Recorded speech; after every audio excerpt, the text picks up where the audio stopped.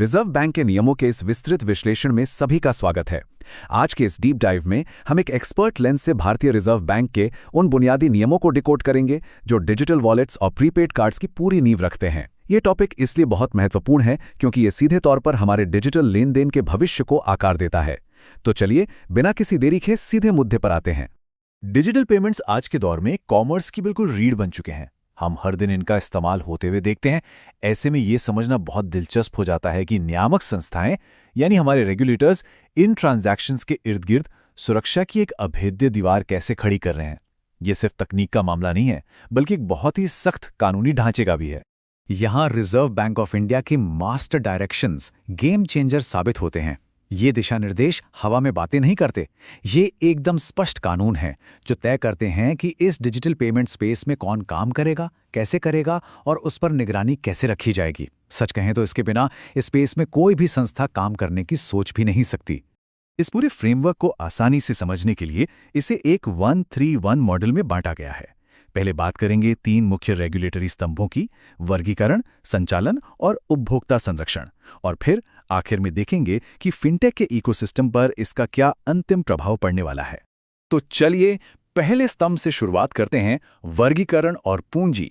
यह अनुपालन का बिल्कुल बेसलाइन है जो बाजार में उतरने की शर्तें तय करता है। यहाँ सबसे पहला सवाल ये उठता है कि ये प्रीपेड पेमेंट इंस्ट्रूमेंट या पीआईपी आखिर है क्या। आसान भाषा में कहें तो ये सिर्फ स्टोर्ड वैल्यू यानी पहले से जमा किया गया पैसा है। लेकिन आरबीआई इन इंस्ट्रूमेंट्स को इस आधार पर बहुत बारीकी से बांटता है कि ग्राहक की पहचान यानी केवाईसी किस स्तर की हुई है। इनके काम करने के तरीके में बहुत बड़ा अंतर है। एक तरफ हैं स्मॉल पीपीआई जिन्हें आप सिर्फ मर्चेंट पेमेंट्स यानी सामान और सेवाओं की खरीद तक ही इस्तेमाल कर सकते हैं, और दूसरी तरफ हैं फुल केवाईसी पीपीआई जो फंड ट्रांसफर करने और कैश निकालने जैसी कई बड़ी और व्यापक वित्तीय सुविधाएं भी खोल देते हैं।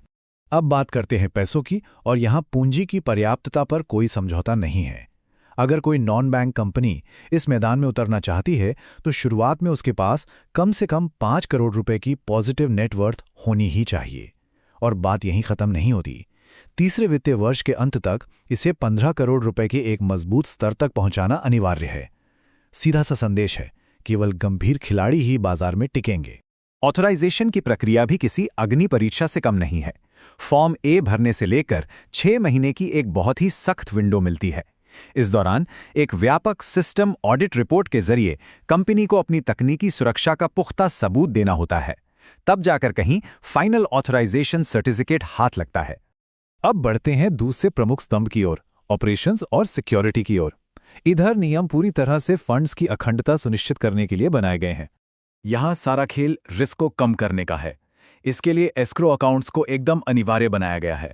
मतलब ग्राहकों का पैसा एक बिल्कुल अलग और सुरक्षित घेरे में रहेगा। इसे जारीकर्ता के बाकी बिजनेस के पैसों के साथ मिलाने की, जिसे को-मिंगलिंग कहते हैं, सख्त मनाही है। मनी लॉन्ड्रिंग जैसे गंभीर खतरों पर लगाम लगाने के लिए एक और बड़ा कदम उठाया गया है। कोई भी व्यक्ति 1 महीने में पीपीआई में अधिकतम 50,000 रुपए का ही नकद यानी फिजिकल कैश लोड कर सकता है। यह नियंत्रण व्यवस्था को और ज्यादा सॉलिड बनाता है। और जरा डेटा सहेजने के इन कड़े नियमों पर गौर कीजिए। हर एक ट्रांजैक्शन का पूरा कच्चा चिट्ठा पूरे 10 साल तक सुरक्षित रखना होगा। जी हां, 1 दशक तक का फुल ऑडिट ट्रेल, ताकि फाइनेंशियल इंटेलिजेंस यूनिट जब चाहे तब इसकी गहराई से जांच कर सके। डिजिटल मोर्चे पर देखा जाए तो जारीकर्ताओं को साइबर सुरक्षा के मजबूत इंतजाम करने होते हैं। वॉलेट ट्रांजैक्शंस के लिए 2 फैक्टर ऑथेंटिकेशन 2FA से लेकर सोर्स कोड का गहराई से ऑडिट करना एकदम अनिवार्य है। हैकर्स के लिए यहाँ कोई गुंजाइश नहीं छोड़ी गई है।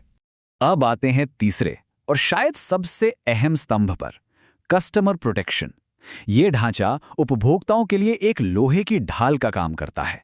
आरबीआई ने ग्राहकों की शिकायतों के निपटारे के लिए एक बहुत ही सख्त टाइमलाइन तय कर दी है। कोशिश यह रहती है कि 48 घंटे में ही शुरुआती समाधान हो जाए, लेकिन किसी भी सूरत में 30 दिनों की एक मैक्सिमम डेडलाइन तय है। ये एक पत्थर की लकीर है जिसे पार नहीं किया जा सकता।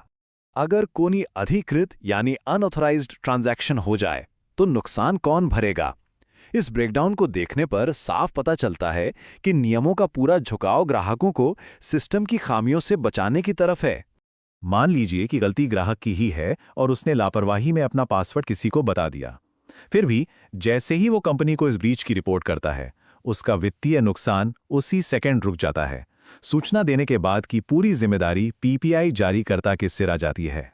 सबसे बड़ी बात तो यह है कि कानूनी रूप से गलती साबित करने का बोझ यानी बर्डन ऑफ प्रूफ कभी भी ग्राहक के कंधों पर नहीं होता। कंपनी को ही यह निश्चित रूप से साबित करना पड़ेगा कि लापरवाही ग्राहक की थी, वरना नुकसान की पूरी भरपाई कंपनी को ही करनी पड़ेगी। ये सच में एक बहुत बड़ी सुरक्षा है। और अब आखिरी हिस्सा, फ्यूचर इम्पैक्ट ऑन फिनटेक। इन सभी नियमों का विश्लेषण करने पर यह स्पष्ट हो जाता है कि आने वाले समय में डिजिटल पेमेंट्स का ये परिदृश्य किस तरह परिपक्व होने जा रहा है। पूंजी की इतनी बड़ी आवश्यकता और पूर्ण पारदर्शिता को लागू करके आरबीआई ने यह पक्का कर दिया है कि केवल लंबी रेस के घोड़े ही इस बाजार में टिक पाएंगे। इससे पूरे इकोसिस्टम में जबरदस्त भरोसा पैदा होता है, निर्बाध इंटरऑपरेबिलिटी का रास्ता साफ होता है और उच्च जोखिम वाले खिलाड़ी खुद ब खुद बाहर हो जाते हैं। कुल मिलाकर ये पूरा फ्रेमवर्क फिनटेक सेक्टर के लिए एक बहुत बड़ी अग्नि परीक्षा है। जैसे जैसे अनुपालन यानी कंप्लायंस की लागत बढ़ रही है और नियम कड़े हो रहे हैं, एक बड़ा सवाल सामने आता है। डिजिटल पेमेंट्स के इस तेजी से बदलते खेल में ऐसे कौन से इनोवेटर्स हैं जो खुद को ढालकर इस विनियमित भविष्य पर राज करेंगे? सोचने वाली बात है ना।